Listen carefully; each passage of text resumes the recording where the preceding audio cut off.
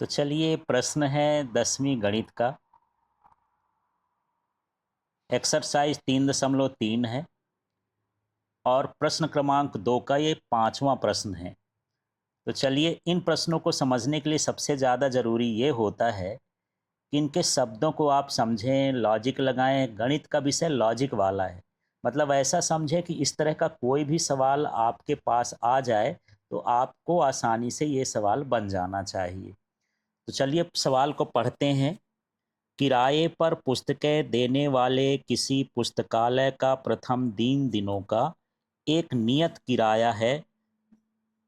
मतलब 3 दिन के लिए किराया फिक्स है। जैसे पहले दिन 5 लग रहा है, दूसरे दिन भी 5 लग रहा है, तो तीसरे दिन भी 5 ही लगेगा। एक ही कीमत रहेगी, उसकी कीमत नहीं बढ़ेगी।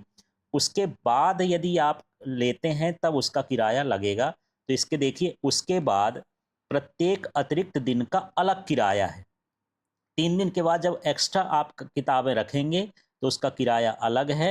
सरिता ने 7 दिनों के लिए एक पुस्तक रखने के लिए 27 रुपये अदा किए, जबकि सुशी ने एक पुस्तक 5 दिनों तक रखने के लिए 21 रुपये अदा किए। नियत किराया तथा प्रत्येक प्रत्येक अतिरिक्त दिन का किराया ज्ञात करना है। अब इसका इंग्लिश वर्जन देख लेते हैं। A lending library has a fixed charge for the first 3 days and an additional charge for each day thereafter. Sarita paid rupees 27 for a book kept for 7 days, while Susie paid rupees 21 for the book she kept for 5 days.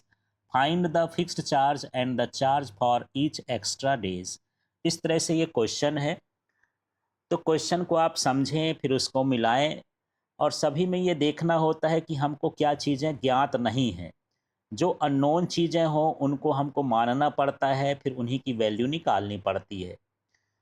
तो इसके लिए हम क्या करेंगे, यहाँ पर मान लेंगे कि 3 दिनों का जो नियत किराया है, इसमें लिखा ना 3 दिनों के लिए नियत किराया, तो 3 दिनों का नियत किराया अलग मानेंगे और अतिरिक्त दिनों के लिए अलग मानेंगे। तो यहाँ पर माना 3 दिनों का नियत किराया रुपीज एक्स है। इस तरह से यहाँ पर हम लिख लेंगे। एवं अब इसी तरह से हम अतिरिक्त दिवस के लिखे लेंगे। तो यहाँ पर इसके बाद अतिरिक्त दिनों का किराया रुपीज वाई है। इस तरह से हम यहाँ पर दोनों किराया मान लेना है दिन के हिसाब से और जो नियत किराया है। अब इसके बाद यहाँ पर प्रश्न को पढ़ेंगे, इसकी पहली शर्त देखेंगे, पहली स्थिति देखेंगे और उसके अनुसार हम समीकरण बनाएंगे। तो यहाँ पर पहली शर्तानुसार, तो चलिए देखते हैं। यहाँ पर 2 चीज़ें हैं। यहाँ पर हम देख रहे हैं कि जो सरिता है 7 दिनों के लिए लेती है किताब को, तो इसको 3 दिन का नियत किराया देना होगा, उसका हम मान लेते हैं एक्स, और बाकी दिनों के लिए क्या देना होगा, वाई, प्रतिदिन के हिसाब से। तो यहाँ पर मैं लिखूँगा एक्स प्लस, अब आप लोग बताएं क्या लिखूँ, 7 दिन के लिए क्या लिखूँ। उसने 7 दिन के लिए लिया, तो 7 दिन में 3 दिन का तो फिक्स हो गया, नियत किराया हो गया।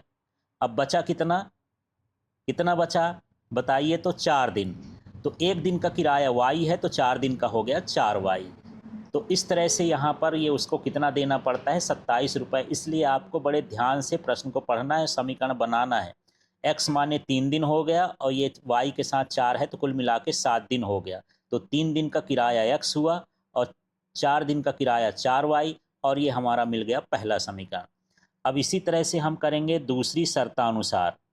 तो दूसरी शर्तानुसार हम देख रहे हैं कि जो सुशी है, ये सुशी है, ये कितने दिनों के लिए पुस्तक लेती है, 5 दिन के लिए, और कितने पैसे अदा करती है, 21 रुपये।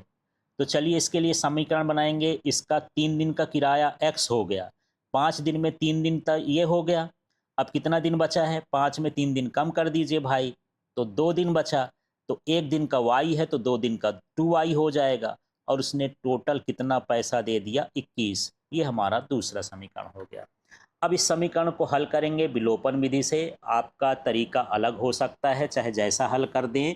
यहाँ पर सबसे पहले हम गुणांकों को मिलाएंगे। यहाँ पर देखेंगे तो वाई वाई अलग है, लेकिन x x समान है, तो यहाँ पर दोनों में x और x है। हर बार हम क्या करते थे यार, समीकरण एक में से दो को ही घटाते थे। यहाँ एक है, यहाँ भी एक है, क्या दो में से एक को नहीं घटा सकते हैं? आप लोग हल करके देखना। समीकरण एक माइनस समीकरण दो हर बार करते हैं, इस बार थोड़ा सा कुछ अलग कर ले क्या? आंसर में कोई फर्क नहीं पड़ने वाला, पर आप समझे, जितना अच्छा करेंगे समझेंगे उतने अच्छे से आपसे बनने लगेगा। इस बार सारा काम उल्टा उल्टा कर लें क्या? चलिए देखते हैं। यहाँ पर हम एक में से नहीं, दो में से एक को माइनस करते हैं इस बार। अब आपकी मर्जी है, आप करते समय भले कर लेना। तो दूसरा समीकरण हमारे पास ये है, देख लेते हैं। x प्लस 2y बराबर 21। पहले दूसरा समीकरण लिख लेंगे। अब दूसरे में से हम किसको घटा रहे हैं? दूसरे में से किसको घटा रहे हैं? पहले वाले को। तो पहला वाला हम लिखेंगे, चिन्ह बदल के घटा रहे हैं तो सारे पदों का चिन्ह बदल जाएगा। प्लस प्लस का चिन्ह है तो सभी के साथ माइनस। जैसे यहाँ x है तो ये क्या हो जाएगा? Minus x। फिर ये प्लस 4y है तो ये हो जाएगा माइनस 4y। फिर ये है बराबर 27 तो ये क्या हो जाएगा? माइनस 27। और इस तरह से x x कट जाएगा।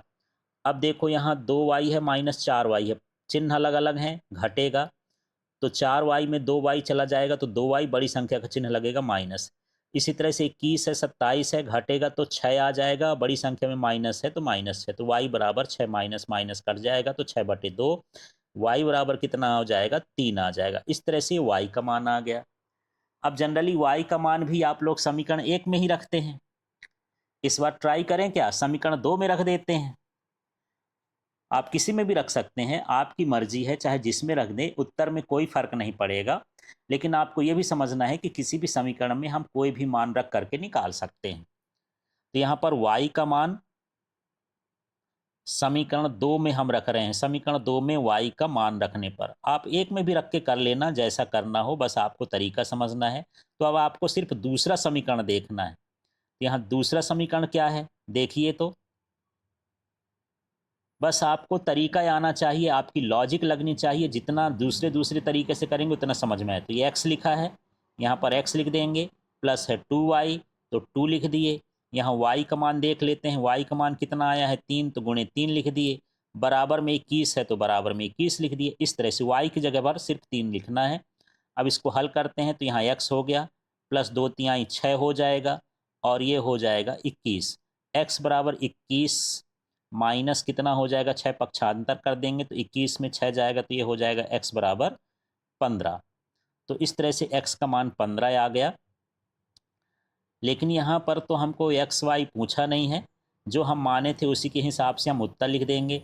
उत्तर हम क्या लिए थे? x को 3 दिन का नियत किराया, x माने क्या था? 3 दिन का नियत किराया, और ये हम माने थे रुपीज़ x। ये रुपीज़ x है, रुपीज़ लगा देना है। रुपीज़ x बराबर ये कितना आया है? जितना आया है उतना लिख देंगे। x का मान आपको नहीं दिख रहा होगा तो आप यहाँ से देख लेना, x का मान कितना आया है? 15, तो यहाँ पर 15 रुपीज़ लिख देंगे।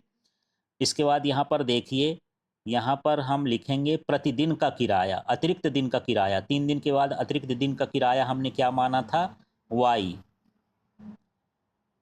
तो ये रुपीज़ y बराबर कितना हो जाएगा? रुपीज़ y का मान कितना आया है? 3, तो यहाँ पर कितना हो जाएगा? 3। इस तरह से ऐसे सवालों को करना है। और ऐसे ही वीडियो के लिए, लाइव क्लास के लिए, क्वेश्चन बैंक के लिए, नोट्स के लिए, मैथ साइंस और इंग्लिश के लिए आप LK फिजिक्स ऐप को डाउनलोड कर लें और LK फिजिक्स चैनल को सब्सक्राइब कर लें। अपने साथियों को शेयर करें। Thank you.